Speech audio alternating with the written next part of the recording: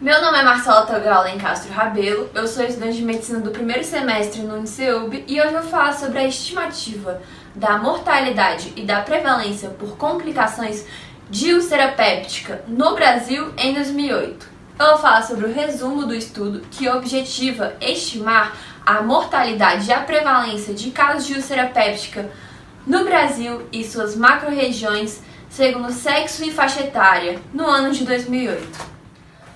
Sua metodologia utilizada para a prevalência foi estimada pelo Sistema de Informações Hospitalares, considerando-se os casos internados como casos de úlcera complicada e ajustes conforme a cobertura do Sistema Único de Saúde. Já a mortalidade foi calculada com base nos dados do Sistema de Informações sobre Mortalidade, segundo a metodologia dos estudos de carga de doença. Como resultado, no Brasil, a prevalência de úlcera em homens foi de 0,2%, em mulheres de 0,1%, e a taxa de mortalidade foi de 3 em cada 100 mil habitantes. Além disso, como resultado, a prevalência e a taxa de mortalidade aumentaram, independentemente do sexo, com valores maiores entre homens. Portanto, fica evidente a relevância da úlcera péptica no cenário brasileiro e a necessidade de pesquisas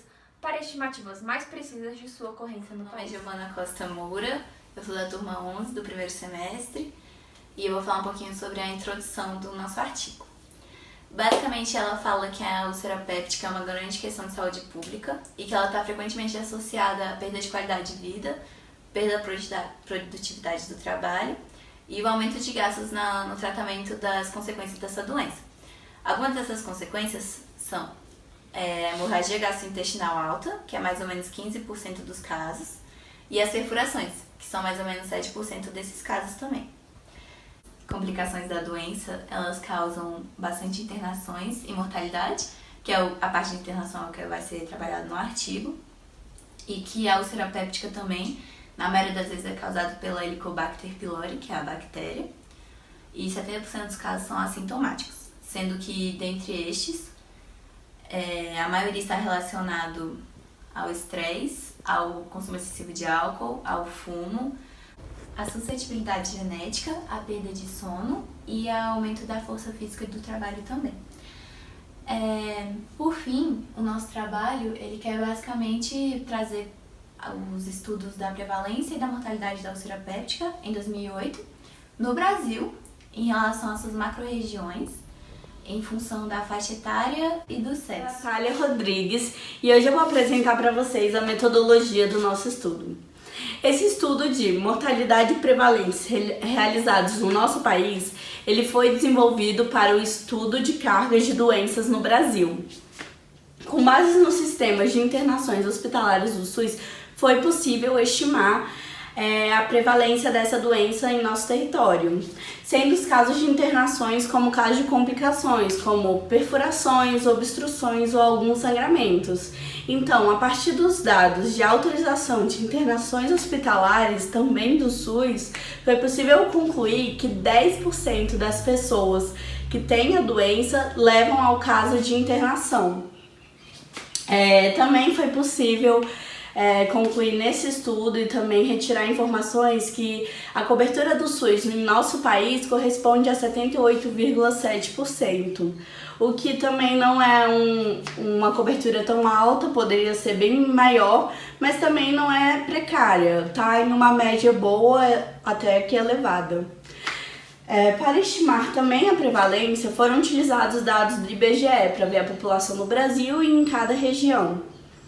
O sistema de mortalidades, de informações sobre mortalidades do SUS, permitiram concluir a taxa de mortalidade também dessa doença. Então, ao final desse estudo, eles puderam concluir que 65% das pessoas que têm essa doença tratam, enquanto 35% não procuram nenhum tratamento. E dessas pessoas que procuram tratamento, 80% alcançam a cura em torno de um mês. E eles também falam que a partir da aparição de sintomas até a cura leva em torno de 3 meses, o que não é um prognóstico tão ruim, é um prognóstico bom para quem procura esse tratamento. Bom, vou falar um pouquinho dos resultados encontrados pelo artigo, né? E sobre o que ele fala na discussão. Falando um pouquinho dos resultados, ele relata que foram registrados 290 mil casos de úlcera péptica no Brasil e que desses 290 mil, 6 mil óbitos foram registrados que estavam relacionados a essa doença. Além disso, foi constatado que essa condição, essa patologia, ela é mais prevalente em homens e mulheres do centro-oeste do que em relação à média nacional, né? A gente pode ver que a média nessa região é de 0,3 para pessoas do sexo masculino e 0,2 para pessoas do sexo feminino, o que representa um aumento de 0,1% em relação à média nacional dos casos registrados de úlcera péptica. Ademais, a taxa de mortalidade dessa doença foi registrada em 3 a cada 100 mil habitantes, em média nacional isso, né? E quando a gente fala da mortalidade por sexo, a gente vê que ela é um pouco maior em homens, é 3,6 a cada 100 mil habitantes, e para as mulheres ela representa 2,3 a cada 100 mil habitantes no país. Um dado interessante também que foi encontrado nos resultados do artigo é que no Nordeste essa taxa de mortalidade ela supera a média nacional. Bom, todos esses dados foram ajustados segundo a abertura do SUS. E é isso sobre os resultados, agora vamos falar um pouquinho sobre a discussão. Bom, falando um pouquinho sobre a discussão, os autores estabelecem um comparativo entre as taxas de prevalência no Brasil e em relação a estudos americanos e indianos. Nessa comparação, eles observam que as taxas no Brasil americanos e indianos. Nessa comparação, eles observam que as taxas no Brasil são consideravelmente menores do que nesses dois países. No Brasil, a taxa é de 0,1 a 0,2%. Na Índia, nos estudos entre 1998 a 2008, foi encontrada a taxa de 7,8%. E nos Estados Unidos, os estudos realizados entre 1997 a 2003 encontraram a taxa de 8,4%. O resultado mais próximo com as taxas aqui do Brasil que eles encontraram foi de Taiwan, onde a taxa de prevalência era de 0,9%. Contudo, existe um motivo por trás dessa discrepância enorme entre esses resultados. A diferença pode ser explicada devido à diminuição dos casos com o tempo, ou seja, antigamente havia muito mais casos do que ultimamente, sendo que os estudos realizados no Brasil são mais recentes e os relatados nos outros países são mais antigos. As prevalências encontradas foram maiores em homens e dentro desse grupo foram maiores nos que têm idade mais avançada. As taxas de prevalência maiores em homens com idade mais avançada podem ser explicadas pelo fato da infecção por H. pylori pela diminuição da infecção por H. pylori, que faz com que a idade da primeira aquisição seja aumentada, né? E falando um pouquinho na discussão sobre por que a infecção por H. pylori está diminuindo, isso acontece por causa do desenvolvimento de tratamentos que visam erradicar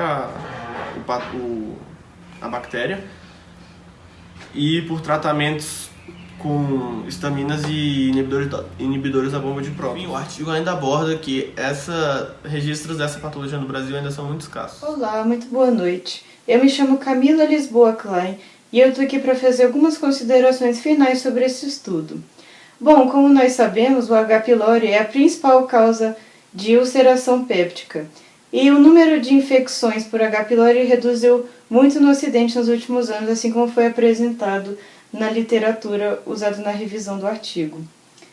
Bom, o que nós temos como consequência é um deslocamento de faixa etária. No caso da úlcera péptica, agora ocorre mais em pessoas mais velhas.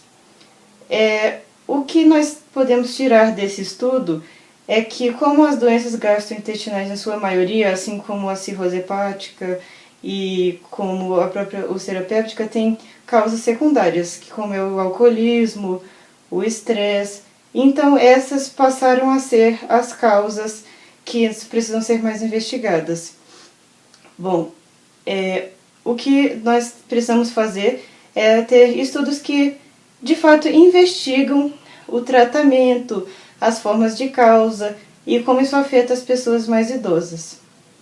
Além disso, nós precisamos também, assim como foi visto, como foi utilizado como limitação desse estudo, ferramentas que proporcionem uma maior acurácia no processo de apuração dos dados, para que sejam feitas estudos de revisão, que apresentem de fato a permanência dos casos de